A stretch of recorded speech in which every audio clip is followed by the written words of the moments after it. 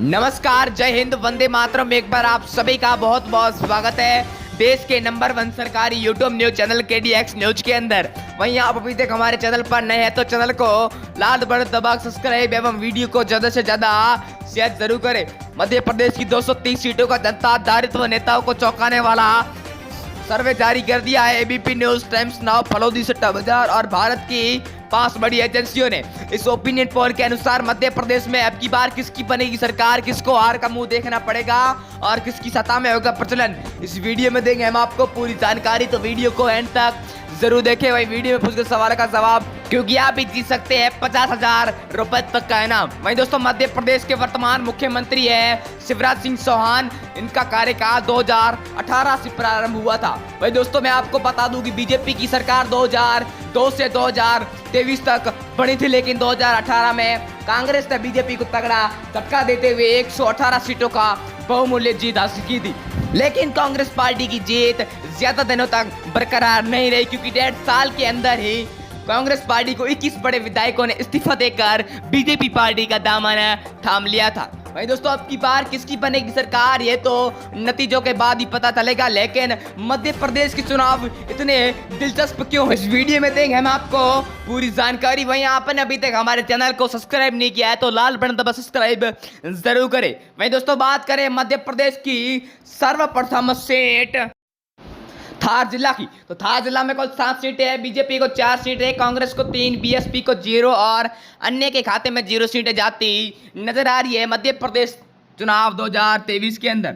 वहीं बात करी जाए भीड़ जिला की कुल 5 सीटों पर, तो 5 में से बीजेपी को 2 सीटें, कांग्रेस पार्टी को बड़ा बहुमत प्राप्त होता हुआ 3 सीटों का आकलन, BSP को 0 और अन्य के खाते में भी 0 सीटें जाती नजर आ रही है अब की बार। वहीं बात करी जाए सतना जिला की कुल 7 सीटों पर, तो कांग्रेस को 4 सीटें, बीजेपी पार्टी का कमला मुरझाता हुआ 3 सीटें, BSP को 0 और अन्य के खाते में भी 0 सीटें जाती नजर आ रही है अब की बार। वहीं बात करी जाए सिद्धि जिला की कुल 4 सीटों पर, बीजेपी को 1 सीट, कांग्रेस पार्टी को 3 सीटें, BSP को 0 और अन्य के खाते में 0 सीटें जाती नजर आ रही है KDX न्यूज सर्वे के अनुसार। वहीं बात करी जाए सिवनी जिला की कुल 4 सीटों पर, तो दोनों को समांतर सीटों का आकलन होता हुआ दिखाई दे रहा है, यानी बीजेपी को 2 सीटें और कांग्रेस की पार्टी में भी 2 सीटें जाती नजर आ रही है अब की बार। बात करी जाए बड़वानी जिला की कुल 4 सीटों पर, तो कांग्रेस को बड़ा बहुमत प्राप्त होता हुआ 3 सीटों का आकलन, बीजेपी को 1, BSP को 0 और अन्य के खाते में भी 0 सीटें जाती नजर आ रही है अब की बार। बात करी जाए सागर जिला की कुल 8 सीटों पर,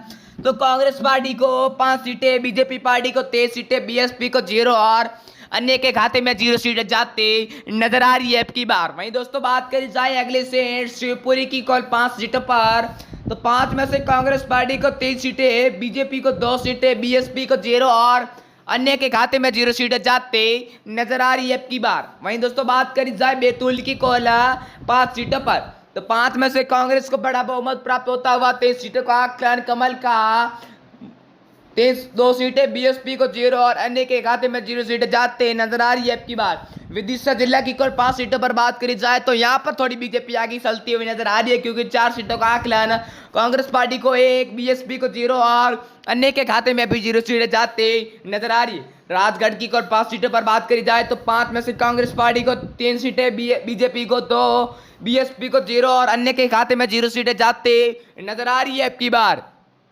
वहीं बात करी जाए ग्वालियर की कुल 6 सीटों पर, तो 6 में से कांग्रेस पार्टी को 3 सीटें, बीजेपी पार्टी को 2 सीटें, BSP का पहला खाता खुलता हुआ 1 सीट, अन्य के खाते में 0 सीटें जाते नजर आ रही है अब की बार। वहीं बात करी जाए देवारा जिला की कुल 5 सीटों पर, तो 5 में से कांग्रेस पार्टी को 4 सीटें, बीजेपी पार्टी को 1, BSP को 0 और अन्य के खाते में 0 सीटें जाते नजर आ रही है अब की बार। वही बात करी जाए उज्जैन की कुछ 7 सीटों पर, तो 7 में से बीजेपी को 5 सीटें, कांग्रेस पार्टी को 2 सीटें, BSP को 0 और अन्य के खाते में 0 सीटें जाती नजर आ रही है अब की बार। वही बात करी जाए दोस्तों जबलपुर की कुल 8 सीटों पर, तो यहाँ पर कांग्रेस पार्टी को बड़ा बहुमत प्राप्त होता है 5 सीटों का आकलन, BSP को 0, बीजेपी को 3 और अन्य के खाते में भी 0 सीटें जाती नजर आ रही है अब की बार। कटनी जिला की कुल 4 सीटों पर बात करी जाए, तो बीजेपी को 2 सीटें, कांग्रेस पार्टी को 2 सीटें, यानी दोनों को समांतर सीटों का आकलन होता हुआ दिखाई दे रहा है यहाँ पर। वहीं बाकी सबको 0 सीटें प्राप्त हुई है। इंदौर की कुल 9 सीटों पर बात करी जाए तो कांग्रेस पार्टी को 6 सीटें, बीजेपी पार्टी को 3 सीटें, बीएसपी को 0 और अन्य के खाते में भी 0 सीटें जाते नजर आ रही है अब की बार। वहीं दोस्तों बात करी जाए छिंदवाड़ा की कुल 7 सीटों पर तो 7 में से कांग्रेस ने सबको सौंका देने वाली सीट 6 सीटें हासिल की है, बीजेपी को 1 सीट, बीएसपी को 0 और अन्य के खाते में भी 0 सीटें जाते नजर आ रही है अब की बार। सीहोर की कुल 4 सीटों पर बात करी जाए तो कांग्रेस पार्टी को 3 सीटें, बीजेपी पार्टी को 1 सीट, बीएसपी को 0 और अन्य के खाते में भी 0 सीटें जाती नजर आ रही है अब की बार। वही बात करी जाए सीहोर की कुल 4 सीटों पर तो 4 में से बीजेपी पार्टी को 1 सीट, कांग्रेस पार्टी को 3 सीटें, बीएसपी को 0 और अन्य के खाते में 0 सीटें जाती नजर आ रही है अब की बार। वहीं दोस्तों बात करी जाए बालाघाट की कुल 6 सीटों पर तो 6 में से कांग्रेस को बड़ा बहुमत प्राप्त होता हुआ 4 सीटों का आकलन, बीएसपी को 0 और बीजेपी को 2 सीटें प्राप्त हुई है अब की बार। वहीं दोस्तों बात करी जाए मुरैया की कुल 4 सीटों पर तो 6 में से कांग्रेस पार्टी को 4 सीटें, बीजेपी पार्टी को 2 सीटें, बीएसपी को 0 और अन्य के खाते में 0 सीटें जाती नजर आ रही है दोस्तों अब की बार। वहीं बात करी जाए अगले सीट सतपुर की तो सतपुर में कुल 6 सीटें, कांग्रेस को 4 सीटें, बीजेपी को 2 सीटें, बीएसपी को 0 और अन्य के खाते में 000 सीट जाती नजर आ रही है अब की बार। वहीं बात करी जाए रायसेन की कुल 4 सीटों पर तो 4 में से 3 कांग्रेस पार्टी को, 1 बीजेपी पार्टी को, बीएसपी को 0 और अन्य के खाते में 0 सीटें जाती नजर आ रही है इस बार। वहीं इस वीडियो में इतना ही, मिलते हैं अगले वीडियो में, तब तक के लिए जय हिंद, वंदे मातरम। मैं आप सभी का दोस्त खुशहाल रिपोर्टर।